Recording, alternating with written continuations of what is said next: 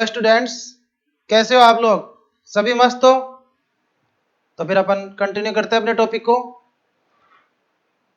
Question number 21, 20 तक अपन ने पहले सोल्व कर लिया था। क्वेश्चन में दिया हुआ है कि 40 वाट और 220 वोल्ट के बल्ब में प्रवाहित विद्युत धारा का मान ज्ञात करो। बिल्कुल सिंपल क्वेश्चन है ये।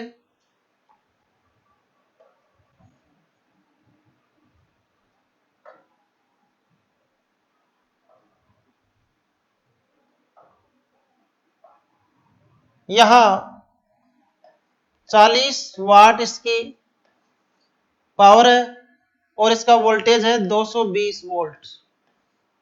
धारा आई का मान निकालना है तो P इक्वल होता है VI। तो I इक्वल हो जाएगा यहां पर P अपॉन V। तो P की वैल्यू पुट करो इसमें 40 अपॉन V 220। तो यहां ध्यान देना, ये 0 से 0 कैंसिल हो जाएगा तो ये बच जाएगा 2 अपॉन 11 एम्पियर। ठीक है, बिल्कुल सिंपल क्वेश्चन था। नेक्स्ट क्वेश्चन,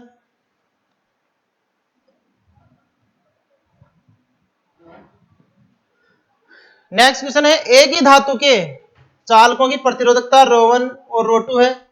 तो ρ1 तथा ρ2 का अनुपात निकालना है अपन को कि इसका अनुपात कितना है। तो एक ही पदार्थ के बने हुए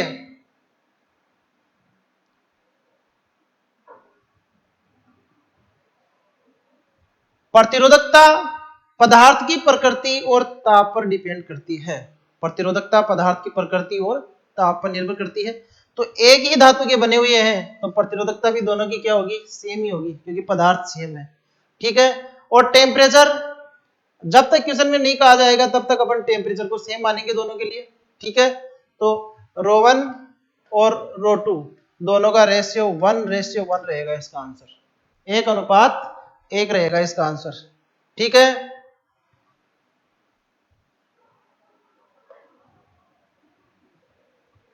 नेक्स्ट क्वेश्चन नंबर 23, अपवन वेग किसे कहते हैं? अपवन वेग के आधार पर ओम के नियम का समीकरण J इक्वल सिग्मा ई प्राप्त कीजिए, जहां संकेतों का सामान्य अर्थ है। मतलब जो अपन जनरली यूज लेते हैं संकेत वही है ये। तो यहां ध्यान देना,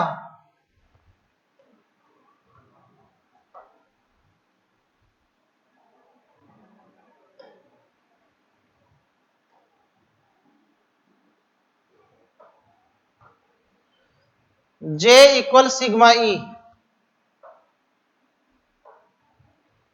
ये अपन को प्रूव करना है।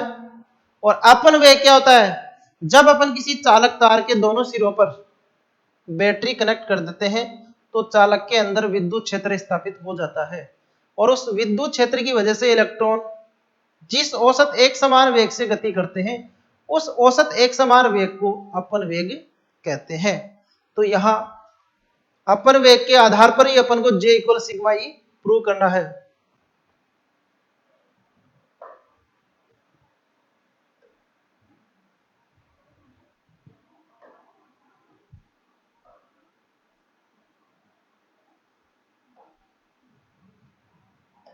J इक्वल सिग्मा ई, ये सदिश रूप है ओम के नियम का। ओम के नियम का सदिश रूप,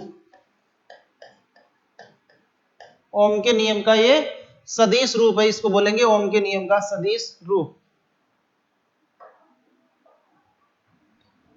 तो ध्यान देना यहां पर I इक्वल होता है NaEVD। I इक्वल क्या होता है? NaEVD होता है। यह है VD अपन वेग, और अपन वेग का फॉर्मूला होता है small E capital E upon m into tau. Tau यहाँ पर विश्रांति काल है, तो यहाँ इसकी वैल्यू पुट करेंगे तो I इक्वल हो गया NaEVD की value small E capital E upon m into tau. तो ये बन गया है NE square to upon m, ये तो ले लो अलग। ठीक है, और कैपिटल ई यहाँ पर अलग आ जाएगा। जो एरिया है इसको I के नीचे ले जाएंगे तो I इक्वल होता है I अपॉन A। ये होता है धारा घनत्व। क्या बोलते हैं इसको? धारा घनत्व कहते हैं इसको, धारा घनत्व। ठीक है, तो यहां धारा घनत्व हो गया J, और यहां जो any square to upon m है, ये है सिग्मा, क्योंकि रो इक्वल होता है m upon any square two. तो रो का उल्टा है ये, और रो क्या है? प्रतिरोधकता है। प्रतिरोधकता का उल्टा क्या होता है? चालकता, सिग्मा होती है। सिग्मा यहां पर चालकता है, तो ये प्रूव हो गया है J equal sigma E। Vector form में इसके वेक्टर लगा दो, तो अपन ओम के नियम का ये सदिश रूप है, इसका डेरिवेशन बिल्कुल सिंपल है, तो ढंग से इसको एक बार लिख के प्रैक्टिस कर लेना।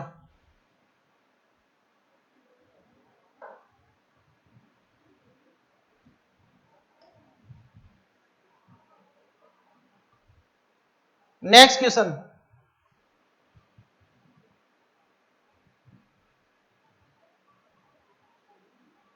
प्रतिरोधों का एक जाल है जिसमें ए और बी के बीच में, यह है ए,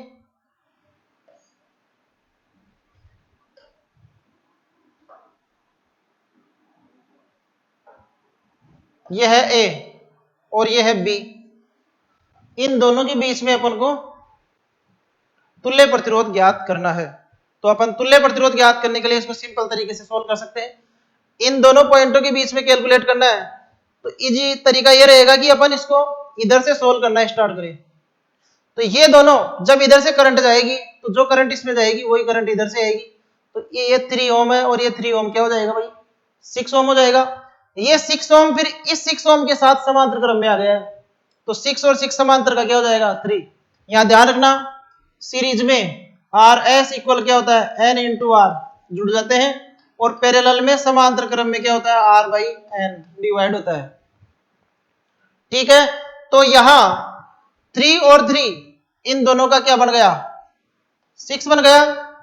फिर 6 का इस 6 के साथ समांतर हो गया, समांतर में फिर क्या होता है? 6/2 हो जाएगा, 3 हो जाएगा वापस, क्योंकि ये 6 और ये 6 दो 6 है, तो 6/n मतलब n की वैल्यू 2, 6/2 वापस 3 हो गया। तो इतने तक का क्या हो गया? 3 ओम हो गया। ये 3 वापस इस 3 के साथ श्रेणी में चला गया, तो 3 और 3 6 हो गया। फिर इधर का 6 और ये 6 वापस समांतर में आ गए हैं, समांतर में 6 और 6 का वापस 3 हो गया। फिर ये 3 इस 3 के साथ चला गया है श्रेणी में, तो ये 3 है और ये 3 है, तो 6 बन गया। फिर ये टोटल 6 बन गया ऊपर की तरफ, 6 का वापस ही 6 के साथ क्या बन गया? समांतर में 3 हो गया। फिर ये 3 और ये 3 वापस 6 हो गए। तो ध्यान देना, लास्ट में ए और बी के ऊपर का रेजिस्टेंस बचेगा केवल 3, वो 6 ओम। तो यहां ए पॉइंट है और ये है बी पॉइंट, इनके ऊपर का प्रतिरोध बचेगा 6 ओम। ठीक है, और ए बी के बीच में क्या है? 3 ओम। तो 6 और 3 वापस किस क्रम में हो गए? 6 और 3 वापस किस क्रम में हुए?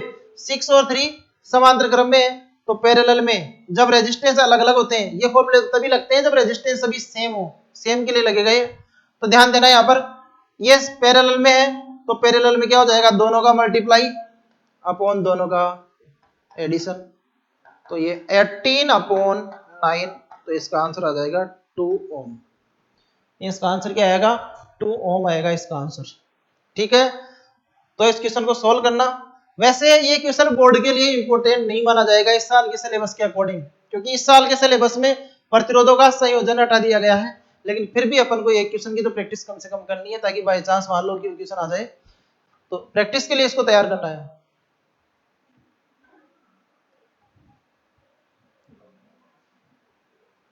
नेक्स्ट है क्वेश्चन नंबर 25। इसमें धारा आई का मान पूछ रहा है। ये धारा आई,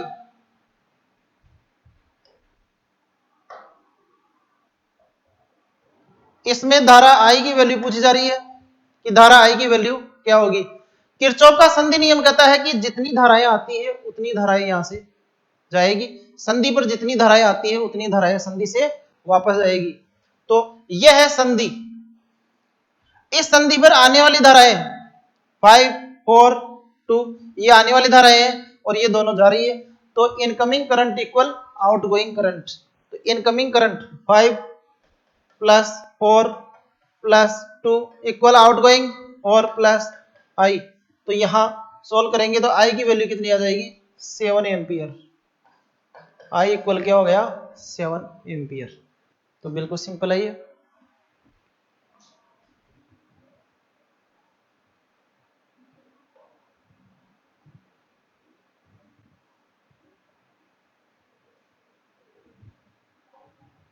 ध्यान देना यहां पे, ये जो डायग्राम दिया हुआ है, ये डायग्राम,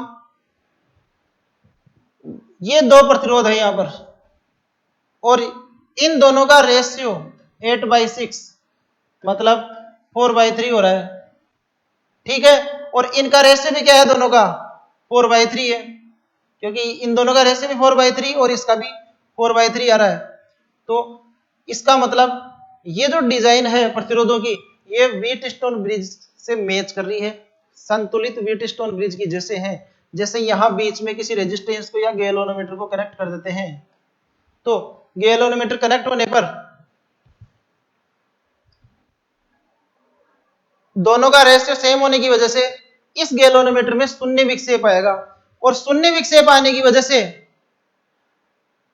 इन दोनों बिंदुओं का विभव आपस में क्या होगा बराबर होगा। तो संतुलित व्हीटस्टोन ब्रिज में इन दोनों पॉइंटों का विभव आपस में बराबर होता है, लेकिन ये तभी है जब इनका रेशियो इक्वल हो। तो रेशियो 8/6 4/3 के इक्वल है, ठीक है। तो ये संतुलित व्हीटस्टोन ब्रिज के लॉजिक के अकॉर्डिंग VB इक्वल हो जाएगा यहाँ पर VA। तो क्वेश्चन में A और B के बीच का विभवांतर पूछ रहा है, तो VA माइनस VB इसमें आ जाएगा 0। VA माइनस VB इक्वल क्या हो जाएगा 0। तो ये शॉर्ट तरीके से भी अपन इस क्वेश्चन को सॉल्व कर सकते हैं। नेक्स्ट क्वेश्चन, नीचे दिए गए चित्र में ये रेजिस्टेंस 55 है, ये R है, ये लेंथ है यहां से यहां तक 20 सेंटीमीटर। अब तुम्हें ये पता होना चाहिए कि मीटर से तुम्हें टोटल यहां से लेकर यहां तक की लेंथ कितनी होती है 100 सेंटीमीटर होती है। तो ये वाली लेंथ हो गई है बची हुई, अब 100 में से 20 चला जाएगा तो 80 सेंटीमीटर बच गई है, ठीक है। तो यहां ध्यान देना, मीटर ब्रिज के क्वेश्चन अगर डायग्राम बेस्ड इस तरह से आ जाते हैं तो आप इसको डायरेक्ट 55 अपॉन ये लेंथ है 20, इसके साथ में इस वाली लेंथ को डिवाइड कर दो और इसके साथ में इस वाली लेंथ को डिवाइड कर दो, R अपॉन 80, ठीक है। तो यहां R इक्वल हो जाएगा 55 इंटू 80 अपॉन 20, तो ये कितना आएगा 220 ओम। 220 ओम इसका आंसर आएगा। तो ध्यान रखना, अगर डायग्राम इस तरह से दे देता है तो इस वाले रेजिस्टेंस में इसके सामने वाले लेंथ से डिवाइड कर दो और इस वाले रेजिस्टेंस को इसके सामने वाले लेंथ से डिवाइड कर दो यहां पर, ठीक है। तो इस तरीके से अपन इसको सॉल्व कर सकते हैं।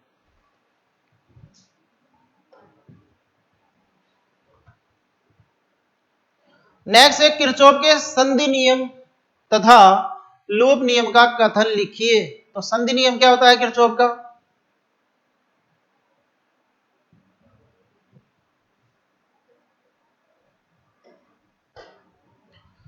किरचॉफ का संधि नियम, संधि नियम किरचॉफ करंट लॉ, ठीक है। प्रथम नियम भी कहते हैं किरचॉफ का प्रथम नियम, ये इसके अलग अलग नियम है। संधि नियम यह कहता है कि किसी भी संधि बिंदु पर मिलने वाली समस्त धाराओं का बीजगणितीय योग क्या होता है? शून्य होता है। किसी भी बिंदु पर मिलने वाली संधि बिंदु पर समस्त धाराओं का बीजगणितीय योग 0 होता है। जैसे अपन यहां एग्जांपल लेते हैं, ये I1 करंट है, ये I2 करंट है, ये I3 करंट है, ये I4 करंट है, ये I5 करंट है, तो धाराओं का बीजगणितीय योग करते समय यह संधि है। संधि वह बिंदु होता है जहां पर बहुत सारी धाराएं आती है और जहां से जाती भी है धाराएं, तो यह संधि बिंदु हो गया।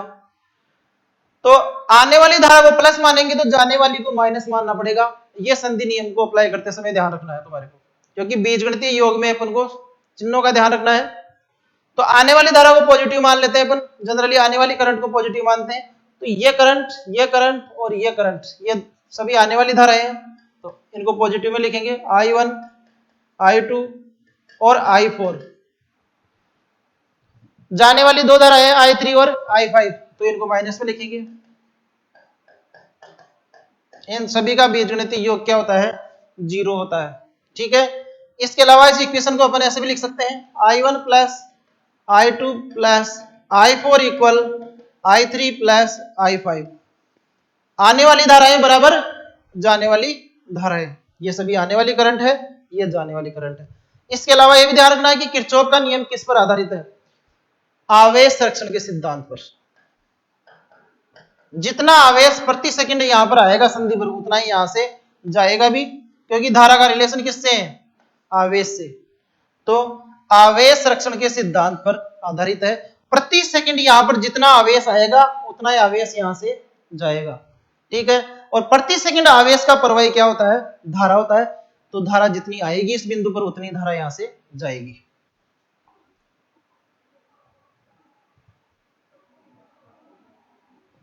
दूसरा है लूप नियम या वोल्टता नियम, किरचॉफ वोल्टेज लॉ KVL, या इसको द्वितीय नियम भी कहते हैं, किरचॉफ का द्वितीय नियम। किरचॉफ का द्वितीय नियम, यह नियम क्या कहता है कि किसी भी बंद लूप के लिए विभवांतरों का बीजगणितीय योग शून्य होता है। किसी भी बंद लूप में, अगर लूप पूरा बंद है तो उस बंद लूप के लिए विभवांतरों का बीजगणितीय योग शून्य होता है। और यह नियम किस पर आधारित है? ऊर्जा संरक्षण के सिद्धांत पर आधारित है। ऊर्जा संरक्षण के सिद्धांत पर आधारित है। ऊर्जा संरक्षण के सिद्धांत पर आधारित है। किसी भी बंद लूप के लिए विभवांतरों का बीजगणितीय योग शून्य होता है। ठीक है, इसके लिए थोड़ा सा एग्जांपल लेकर समझते हैं अपन कि किस तरह से विभवांतरों का बीजगणितीय योग शून्य होगा। ध्यान देना यहां पे, जैसे अपन लूप ले रहे हैं, यहां पर एक लूप लगाने के लिए सबसे पहले कुछ लॉजिक है अपन को ध्यान रखना है। जैसे बैटरी के लिए नेगेटिव टर्मिनल और पॉजिटिव टर्मिनल है। तुम अगर बैटरी का विद्युत वाहक बल E है, अगर अपन इस वाली डायरेक्शन में जा रहे हैं, इधर जाने पर तुम कहां जा रहे हो? माइनस से प्लस में जा रहे हो तुम, मतलब लो पोटेंशियल से कहां जा रहे हो? हाई पोटेंशियल पे। ये हाई पोटेंशियल है और ये है लो पोटेंशियल। माइनस पे पोटेंशियल कम होता है और प्लस पे पोटेंशियल ज्यादा होता है। ठीक है, ये उच्च विभव है, ये निम्न विभव है। अगर तुम उच्च विभव पे जा रहे हो, तुम्हारे जाने की दिशा में यदि विभव बढ़ रहा है तो विभवांतर प्लस में आएगा। अगर कोई भी राशि बढ़ती है तो उसका अंतर क्या होता है? हमेशा पॉजिटिव आता है। तो यहां तुम अगर इस तरफ जा रहे हो, मतलब तुम प्लस पे जा रहे हो फाइनली, तो विभव बढ़ रहा है, इसका मतलब विभवांतर क्या होगा? प्लस में होगा। तो इस तरफ चलने पर अपन क्या लिखेंगे बैटरी के लिए या सेल के लिए? प्लस ही। अगर तुम उल्टा जा रहे हो इधर, अब तुम कहां जा रहे हो? प्लस से कहां जा रहे हो? माइनस में जा रहे हो तुम। तो प्लस से माइनस में जाएंगे तो विभवांतर घट रहा है। विभवांतर जब घटेगा तो अब अंतर माइनस में होगा, माइनस ही। ये तरीका तो है सेल के लिए। अगर तुम प्लस में जा रहे हो तो प्लस ही, और तुम फाइनली माइनस में जा रहे हो, तुम कम पे जा रहे हो तो माइनस ई। इसके अलावा प्रतिरोध के लिए, प्रतिरोध में ध्यान रखना, धारा हमेशा उच्च विभव से निम्न विभव की तरफ बहती है। धारा की डायरेक्शन होती है उच्च विभव से निम्न विभव। तो धारा इधर जा रही है, इसका मतलब ये हाई पोटेंशियल है और ये है लो पोटेंशियल। अब तुम इस तरफ, ये प्रतिरोध R है और धारा की वैल्यू I है। हमेशा किसी भी प्रतिरोध के सिरों पर विभवांतर का परिमाण होता है IR। ठीक है, अब अपन को इनको चिन्ह देना है कि IR प्लस में होगा या माइनस में होगा। विभवांतर अपन को मालूम है ओम के नियम से कि IR होगा। अगर तुम इस तरफ जा रहे हो धारा की दिशा में जा रहे हो, इसका मतलब तुम कम विभव की तरफ जा रहे हो, विभव घट रहा है, घटते ही क्या आ जाएगा माइनस आर, तो तुम कम विभव की तरफ जा रहे हो, विभव घट रहा है, इसका मतलब अंतर क्या लिखते हैं, जब कोई चीज घटती है तो उसका अंतर क्या होता है माइनस होता है, तो यहां क्या लिखेंगे अपन, धारा की दिशा में जाने पर माइनस आई आर। अगर तुम इधर जा रहे हो तो तुम कहां जा रहे हो, हाई पे गए, उच्च विभव पे गए, विभव बढ़ गया, कोई चीज बढ़ती है तो उसका अंतर क्या होता है प्लस में होता है, तो तुम हाई पोटेंशियल पे जा रहे हो तो प्लस आई आर। ठीक है भाई, ये तरीका हो गया है सेल के लिए और प्रतिरोध के लिए। ठीक है, और इसके अलावा कैपेसिटर के लिए भी अप्लाई कर सकते हो तुम, कैपेसिटर के लिए ये प्लस क्यू और इधर है माइनस क्यू। अगर तुम इस तरफ जा रहे हो, कैपेसिटर के सिरों पर विभवांतर होता है V बराबर क्यू अपॉन सी, ये तुमने पढ़ लिया पहले, कैपेसिटर के सिरों पर विभवांतर V बराबर क्यू अपॉन सी होता है। तो यहां अगर तुम इस तरफ जा रहे हो तो ध्यान देना, तुम माइनस से कहां जा रहे हो, प्लस क्यू पे जा रहे हो, माइनस क्यू से प्लस क्यू पे जा रहे हो, तुम ज्यादा पे भी जा रहे हो, ज्यादा विभव पे जा रहे हो, ज्यादा पे जाते ही प्लस क्यू अपॉन सी मतलब विभवांतर प्लस में लिख दो। अगर तुम इस तरफ जाओगे तो तुम प्लस से कहां जा रहे हो माइनस पे, इधर जाने पर अपन माइनस में जा रहे हैं, माइनस में विभव कम रहेगा, कम की तरफ जाते ही माइनस लगाना पड़ेगा अंतर के लिए, तो माइनस क्यू अपॉन सी। अगर इस डायरेक्शन में जा रहे हो तो माइनस क्यू अपॉन सी, क्यों, क्योंकि तुम माइनस की तरफ जा रहे हो, और इसके अपोजिट जा रहे हो तो तुम प्लस की तरफ जा रहे हो, मतलब हाई पे जा रहे हो तो प्लस क्यू अपॉन सी। ये बातें ध्यान रखोगे तो इससे रिलेटेड क्वेश्चंस में कोई दिक्कत नहीं आएगी, तुम्हारे को किसी भी तरह की कोई दिक्कत नहीं आएगी। अब अपन आगे इससे रिलेटेड क्वेश्चन और देखते हैं। देखो एग्जांपल लेते हैं लूप नियम के लिए, ये एक सेल है 5 वोल्ट का है, ये प्रतिरोध है 2 ओम है,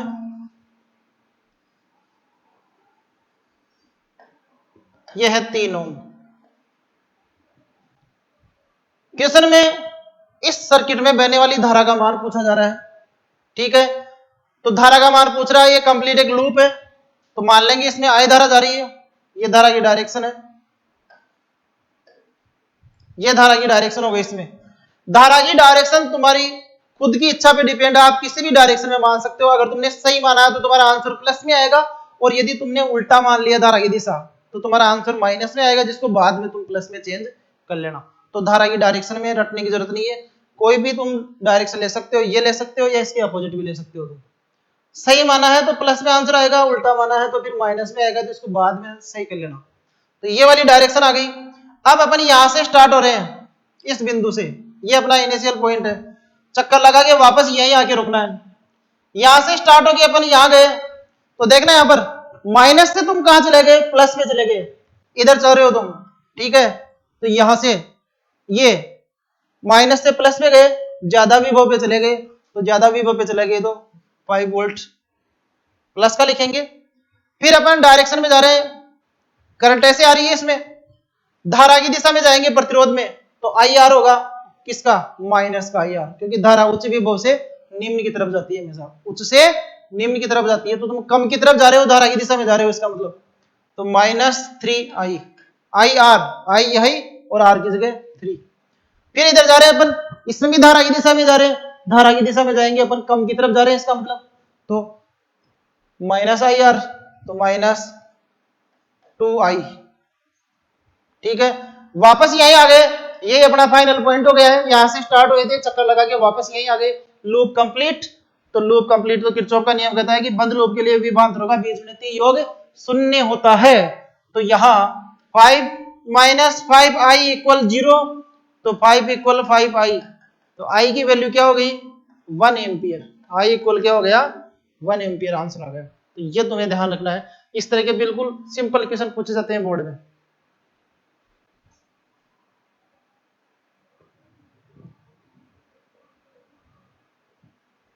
अब आगे क्वेश्चन है 1.2 विद्युत वाहक बल, 1.2 विद्युत वाहक बल का मानक सेल विभवमापी के 2.40 मीटर पर संतुलित होता है।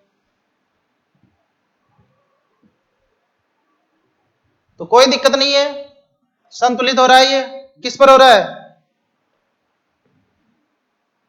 मानक सेल का विद्युत वाहक बल ES कितना है 1.2, 1.20 वोल्ट कर दो, ठीक है भाई। और संतुलन लंबाई क्या आ रही है इसकी? 2.40 वोल्ट। 2.40 वोल्ट।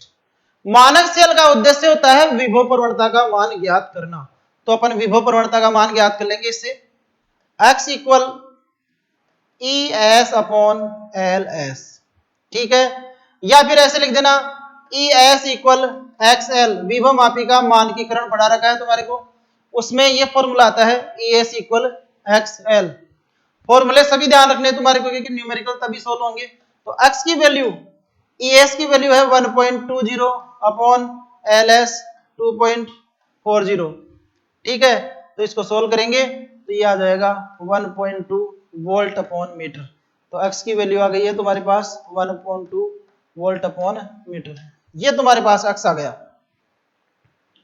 अब इसको अपन आगे सोल्व करते हैं। आगे दे रखा है कि 3.5 ओम के प्रतिरोध पर विभवांतर के लिए संतुलन लंबाई ज्ञात कीजिए। संतुलन लंबाई ज्ञात कीजिए जब उसमें 0.2 एम्पीयर धारा प्रवाहित होती है। यहां x का मान तो तुमने ज्ञात कर लिया, विभव प्रवणता। ठीक है, अब क्वेश्चन में संतुलन लंबाई पूछ रहा है किसके लिए? 3.5 ओम के प्रतिरोध में जब 0.2 एम्पीयर धारा प्रवाहित हो। ठीक है, ये सर्किट वही है, परिपथ व्यवस्था चेंज नहीं हुई है, केवल तार का हिस्सा अलग हो गया है यहाँ पर कि 3.5 ओम वाले तार के लिए, मतलब 3.5 ओम प्रतिरोध तार ले लिया। लंबाई इतनी है ताकि प्रतिरोध कितना हो उसमें 3.5 ओम, और धारा कितनी बह रही है? 0.2 एम्पीयर धारा बह रही है इसमें, तो कोई दिक्कत नहीं है। अपने को क्वेश्चन में धारा की वैल्यू दे दी 0.2 एम्पीयर। ठीक है, और प्रतिरोध कितना है? 3.5 ओम।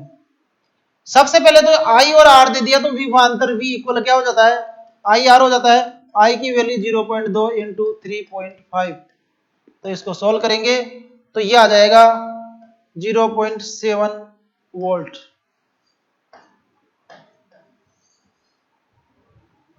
इस विभवांतर के लिए संतुलन लंबाई पूछ रहा है, तो वापस विभवांतर इक्वल एक्सएल।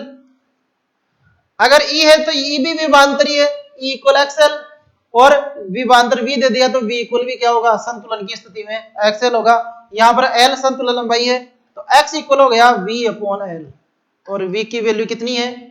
0.7 upon L. ध्यान देना भाई, यहां पर एक्स की वैल्यू पुट करो। अब इसमें एक्स की वैल्यू है 1/2, यहां से ये 1/2 है।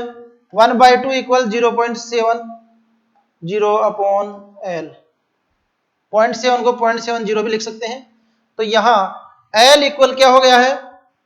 0.7 इंटू 2, तो आंसर आ गया 1.40। संतुलन लंबाई 1.40, ये इसका आंसर हो गया। तो इस क्वेश्चन के दो आंसर होंगे, एक तो 1/2 वोल्ट अपॉन मीटर, और एक लंबाई क्या हो जाएगी इसकी? 1.40 मीटर। Next question.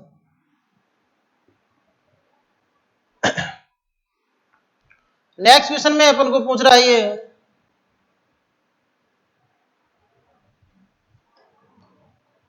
यहां x दिया हुआ है, यहां 3 दिया हुआ है, यहां 40 दिया हुआ है, और यहां 60 दिया हुआ है।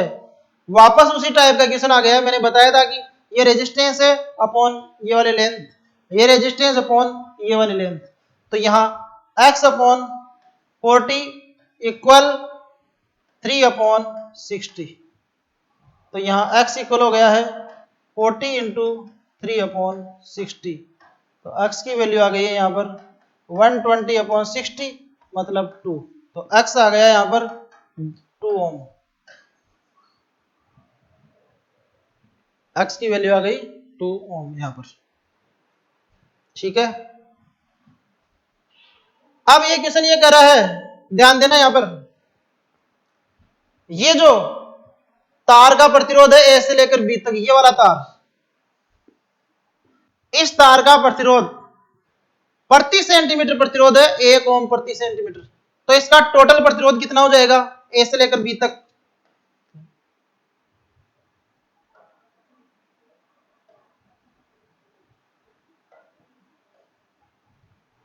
तो यहां ये बिंदु है ए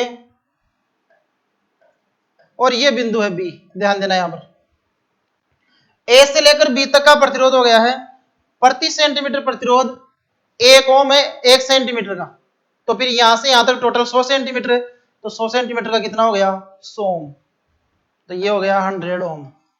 ठीक है, इसके ऊपर ये 2 है और ये 3 है, तो कितना हो गया भाई 5 ओम हो गया।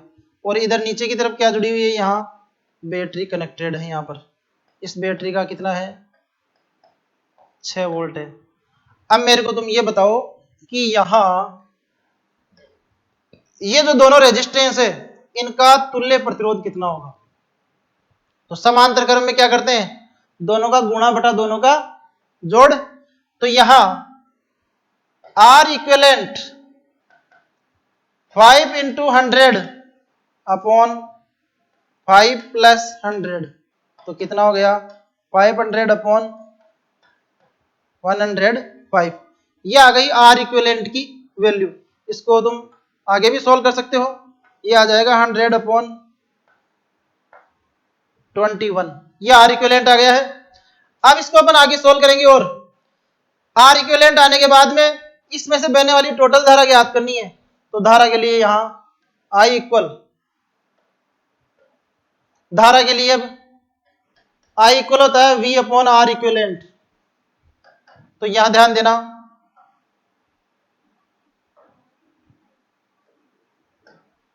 आई इक्वल होता है वी अपॉन आर इक्विवेलेंट, तो यहां 6 इसका वोल्टेज है और आर इक्विवेलेंट कितना आया अभी 100 अपॉन 21, कितना आया 100 अपॉन 21, तो इसको आगे सोल्व करेंगे, तो 21 इंटू 6 अपॉन 100, 21 को 6 से मल्टीप्लाई करो तो आई की वैल्यू आ गई यहां पर 126 अपॉन 100, तो आई बराबर हो गया है 1.26 एम्पियर। तो इस सर्किट में बहने वाली करंट कितनी हो गई 1.26 एम्पियर हो गई है। ठीक है,